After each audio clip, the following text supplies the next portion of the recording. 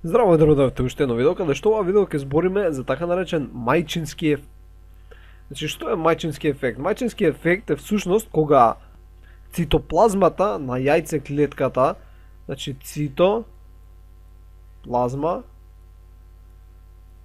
на јајцеклетката, значи ако ќе облежена со жолта боја, учествува во одредување на фенотипот на потомството преку некои структури кои се наоѓале во цитоплазмата. Значи, ова е некоја си јајцеклетка и во таа јајцеклетка нормално имаме јадро, во тоа јадро имаме генетски материјал и имаме цитоплазма. И во таа цитоплазма има некои структури, така, кои се создаваат кај женската единка, односно кај јајцеклетка, кои кога ќе се спојат со спермалната клетка, ќе се пренесат во плодот, така, ќе се пренесат во плодот тие структури, ќе беше со црвена боја, при што ќе даде фенотипски изглед како мајката. И ова сега ќе го разгледаме низ примери неколку. Значи, првиот пример е кај брашнесниот молец Ефестија куниела, каде што кај тој молец, ако имаш еден алел, која е доминантен алел, тој продуцира една субстанца наречена кинуренин. Значи, кинуренин.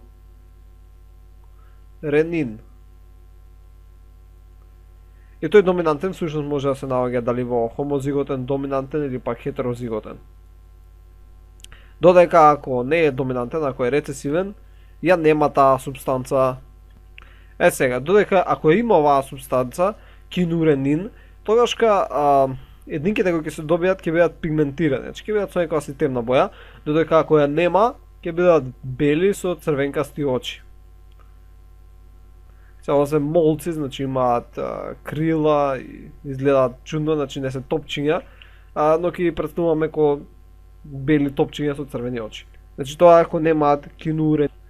Сега, да видиме што се случува ако вкрстиме хетерозиготни машки, значи хетерозиготни машки со хомозиготни рецесивни женски.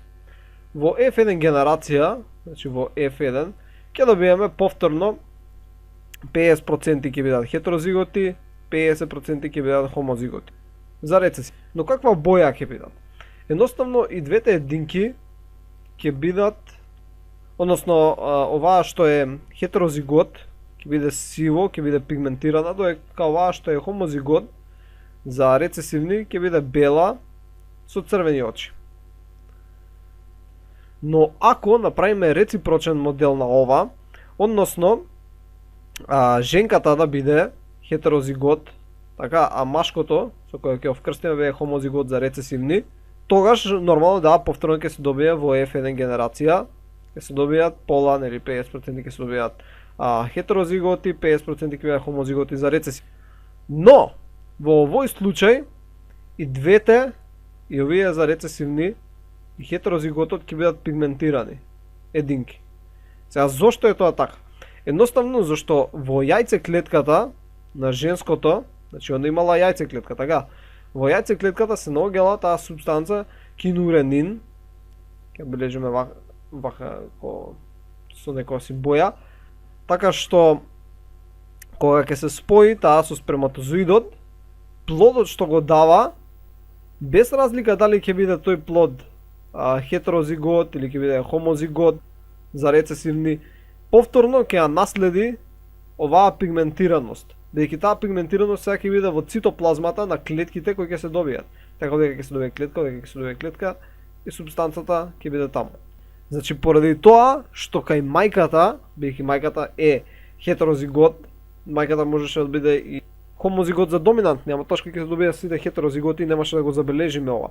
Но бидејќи мајката е хетерозигот, има еден доминантен, поради тоа, како што реков, во нејзината јајцеклетка се лачи таа субстанца, така да таа кога ќе биде оплодена од машко, целото потомство, без разлика дали самото тоа потомство го ја прави таа субстанца, примерно ова единка што е рецесивен хомозигот, не ја прави самата таа субстанца, ама ја наследил од мајката, бидејќи мајката, јајцеклетката на мајката, што секогаш учествува за добивање новите единки, секогаш ќе содржи таа субстанца.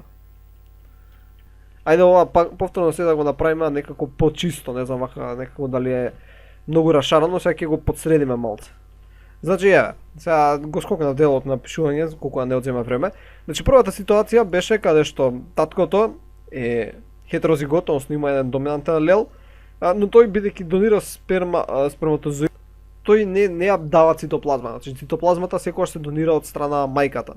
Добро, мајката е рецесивен хомозигот, значи не ја прави супстанцата во својата цитоплазма, така не ја прави цитоплазмата, не ја прави супстанцата во својата цитоплазма и кога ќе се добие потомството ќе биде во F1 хетерозигот и хомозигот за рецесивни, ќе биде 50-50 фенотипски, значи 50 ќе бидат обоени, бидејќи едноставно си содржат доминантен алел, и 50% нема бидат обоени, бидејќи ќе бидат хомозиготи за рецесивни.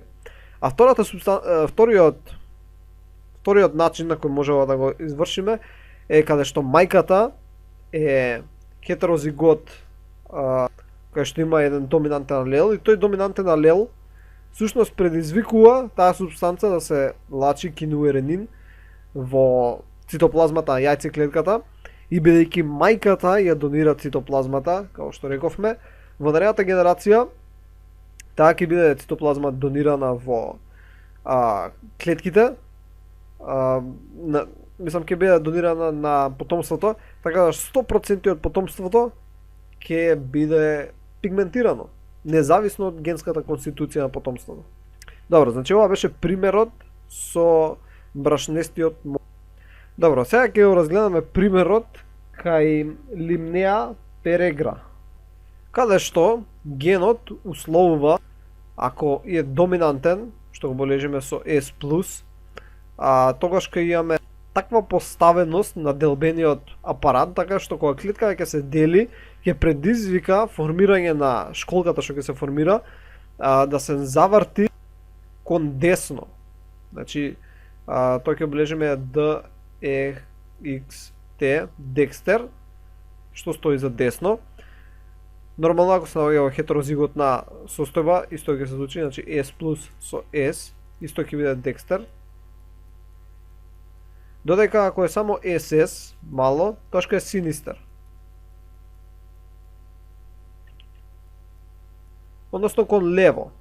Сега, запамтете дека ова се случува, оваа генска конституција може да ја добие и машко и женско. Ама единствена афекција има кога е кај женското, бидејќи поради самата поставеност на делбеното вретено при мејоза. Сега бидејќи јајната клетка од кај женското е всушност на паузирала мејоза, таа уште нема завршено делба, значи делбеното вретено уште е поставено. Додека кај машкото, иако било поставено, веќе е завршена делбата и си имаме сперматозоид. Сега да видиме тоа што значи. Ќе го разгледаме низ примери. Прв пример, каде што машкото е хомозигот за рецесивни, ќе земеме со сина боја, хомозигот за рецесивни, и значи му е завиена на лево школката, а женското е хомозигот за доминантни и школката е завиена на десно. Сега, поради тоа што машкото донира сперматозоид кој иде кај женската единка, а женската единка има конституција S++, значи самото делбено вретено е така поставено што секој плод што ќе се добие, значи женската клетка има 4 јајцеклетки, така? И сите 4 јајцеклетки, делбеното вретено им е така поставено кон десно свртено. Така што кога ќе дое јајната сперматозоидот доаѓа и ги оплодува, без разлика која генска конституција ќе се добие, школката ќе биде завиена на десно, само поради тоа што самата јајцеклетка на мајката ќе се врти кон десно, бидејќи самата поставеност на делбеното вретено, поради генската конституција на мајка. Без разлика каква е таа на таткото, бидејќи таа на таткото не прави никаква разлика. Сега да видиме што ги се добие. Во овој случај, каде што женското е за доминантни, всушност се добиваат фенотипи кои би се очекували и од општо Менделево наследување. Односно, школката се завиена на десно, зошто?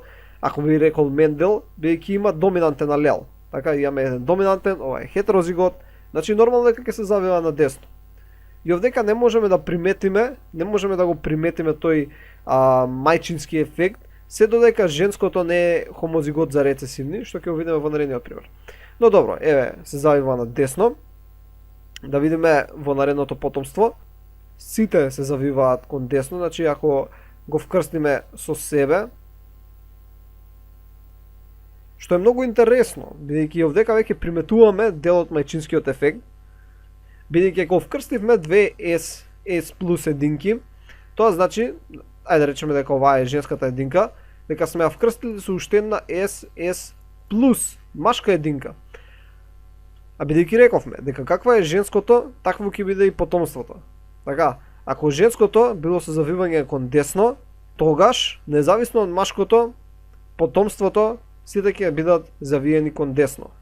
Без разлика на нивната генска конституција. Така. Сега во наредниот случај кога ќе вкрстиме сами со себе, ова нормално повторно ќе даде десно, бидејќи и мајката е таква, и мајката е на десно. Мајката е на десно.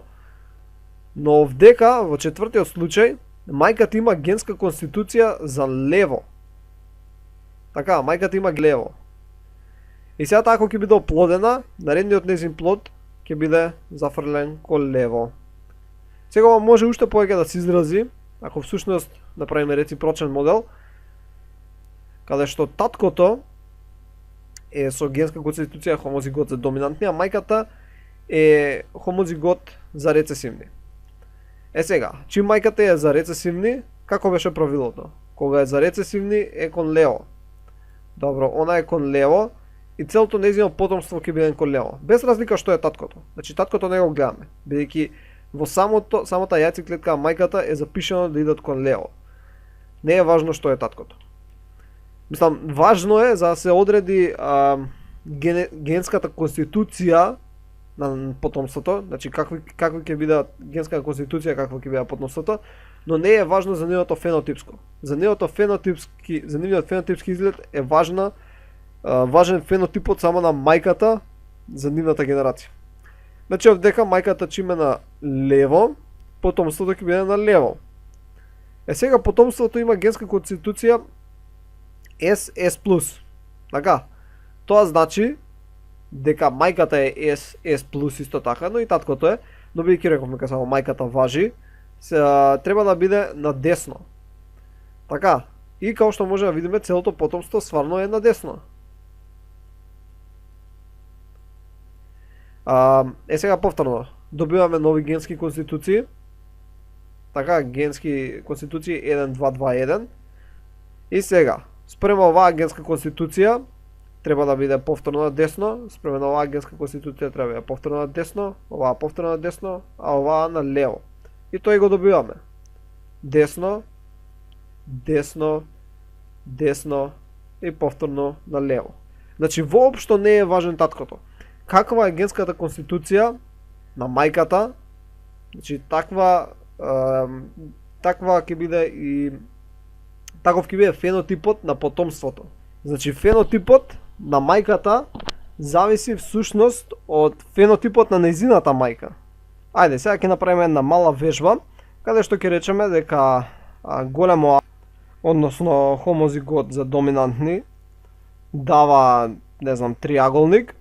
Тоа значи дека и хетерозигот дава триаголник, додека хомозигот за рецесивни дава круг. Сега да видиме што би се случило во дадени случаи. Да речеме дека машкото е хетерозигот, а женското е хомозигот за рецесивни. Што ќе се добиеш?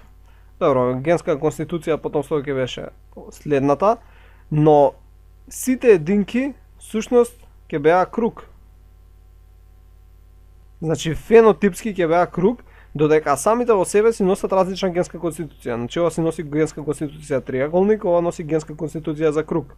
Сега од нив ако повторно ги вкрстиме помеѓу себе, значи вкрстиме едно машко, едно женско, која се двете за триаголник, всушност ќе добиеме, вака,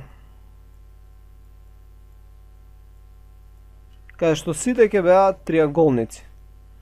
Но ќе содржа, например, ова ќе се содржаше генска конституција, триаголник за триаголник за триаголник, но ова ќе содржаше за круг. Така да оваа единка сега ако би ја вкрстиле со нешто да речеме хомозигот за доминантни, што има генска, тоа е што е всушност генска конституција за круг, за триаголник. И да речеме дека оваа виолетова е всушност машкото, а оваа е женското, тогаш ќе се добијат се хетерозиготи, така? Се ќе бидат хетерозиготи. Ама дали ќе бидат триаголници или ќе бидат кругови? Прашање. Генската конституција им е за круг, за триаголник, додека фенотипски ќе изгледа како круг, поради тоа што мајката е круг. Нормално, ова круг и триаголник сега се измислени својства кои сега ги измислили во моментот. Но добро. Не знам, можда со тоа малце повеќе ве збунив, или можда пак ви се разјасни овој мајчин ефект, но не е нешто сложено. Едноставно, секогаш фенотипски се пренесува својството кое го има мајката. Мислам, добро, заисно во некои случаи, например, ова со школките, беше еден случај, ова со молецот е друг, бидејќи кај молецот потребно се лачи супстанца, а не зависеше од положбата на делбеното вретено.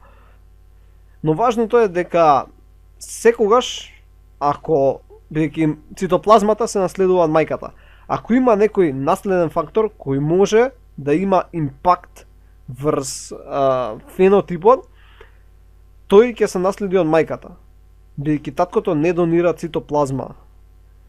Значи, повторно, ако има некој ефект фенотипски кој може да се наследи, мислам, нешто што може да се наследи, што ќе даде фенотипска промена, која се наоѓа во цитоплазмата на мајката, тогаш кога ќе се изрази мајчиниот ефект.